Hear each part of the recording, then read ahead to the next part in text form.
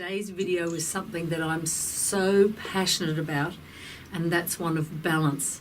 Balance in mind, body and soul. But today it's all about body.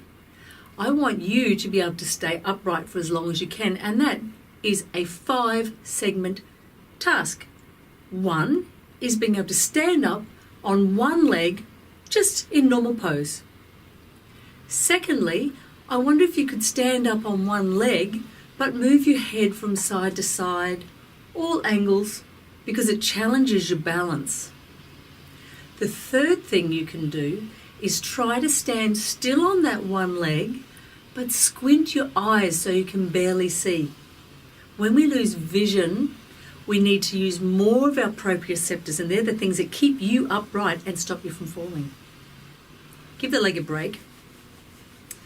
Now, can you stand on that one leg with your eyes completely shut? Don't wobble, don't fall, and keep your balance. It's very difficult to do, but in time you can do it.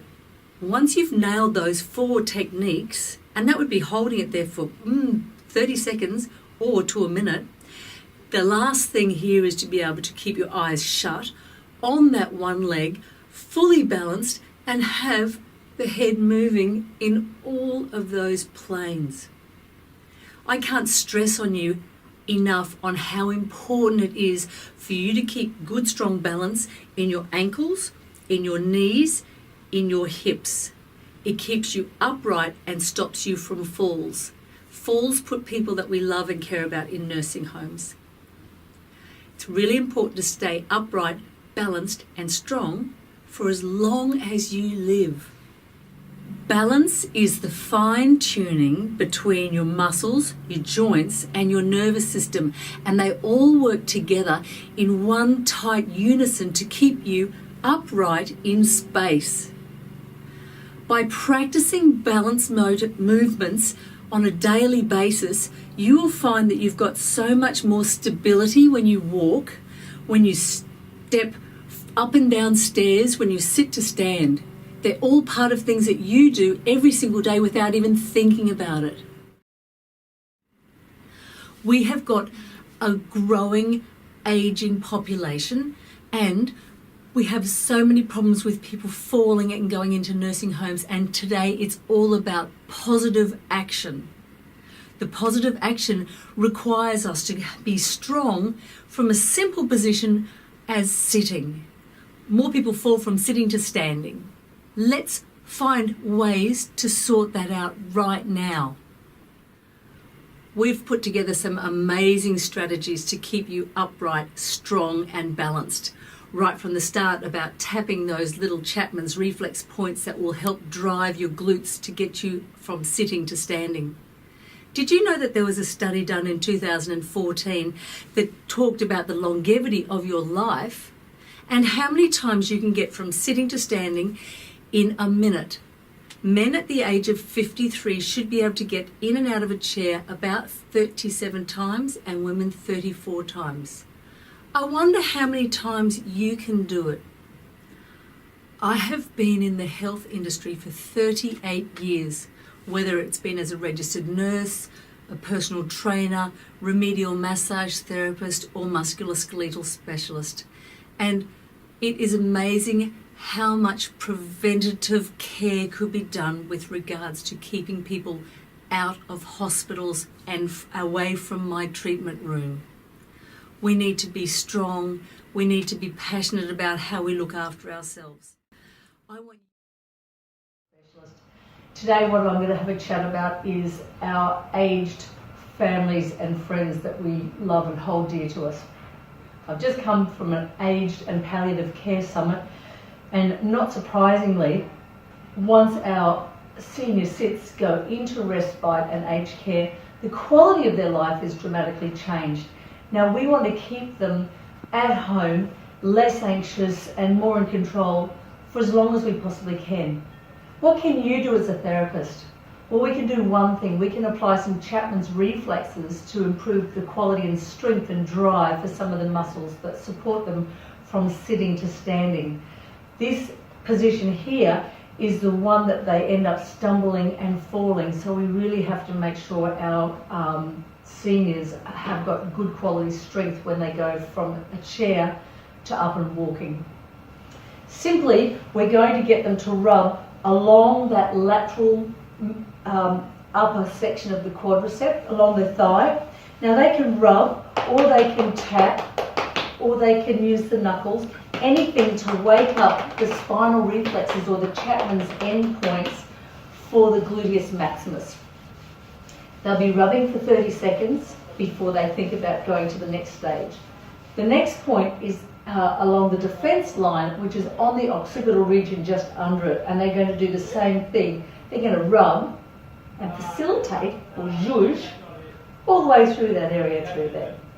Now, once they've completed 30 seconds of this and this, we then now need to encourage some drive through the back half of the posterior chain, and that's really simply by just getting them to do some heel compressions. We're sending some neural information and some just general muscle strength and tone down to the feet and also to the balls of the feet. So they're going to feel like they're just stomping for maybe 5 or 10 seconds before they go to stand. And you'll find that in that sit to stand, it's a lot easier, there's a lot more quality, and they're a lot less likely to trip and fall in that position. Today, we're addressing one part of the body that concerns many, many people at some stage throughout their lives. And that's one of a cranky knee. Whether you have osteoarthritis or age degeneration, many of us focus on the fact that the knee can become a problem and create pain in walking, sitting, standing, and everyday daily living movements. But I want us to think about something behind the knee, and in fact we're going to address some soft tissue muscle structures that might help your knee in the future. The two muscles that I'm talking about today are two muscles that aren't very commonly treated by the practitioner. They are the popliteus and the plantaris.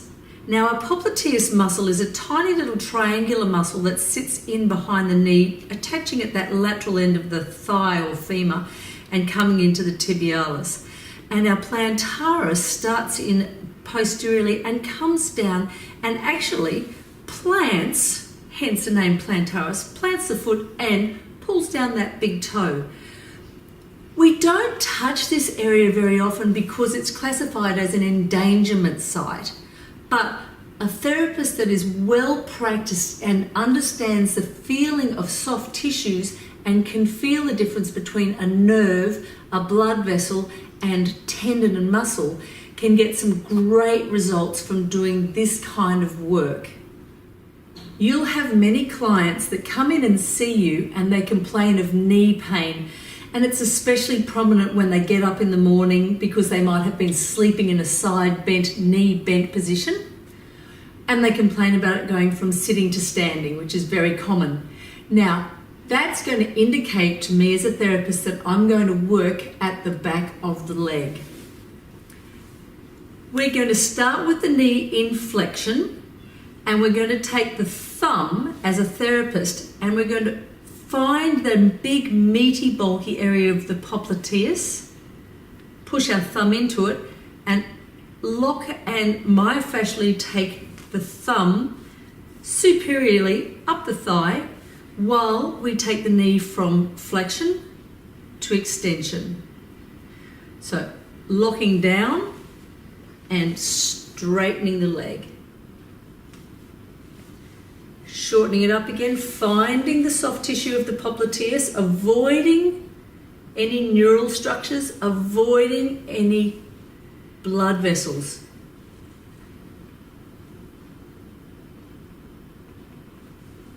You'll probably do this 5 or 6 times, and then you're going to reassess and see what their squat range is going to feel like. The majority of people that you treat will have better outcomes from squatting once you've completed that very simple, easy maneuver. Interestingly enough, You'll have clients to come see you that have got knee pain and very obvious knee problems. But sometimes you'll get someone to come and see you that has hip problems or ankle problems or lower back problems. And unless you get really good history and find out a little bit more about them, which might be some knee stiffness, especially in the morning, that you won't fix the hip, the ankle, the back, unless you check out what's going on with these two little muscles. I'm Paula Nutting, your musculoskeletal specialist.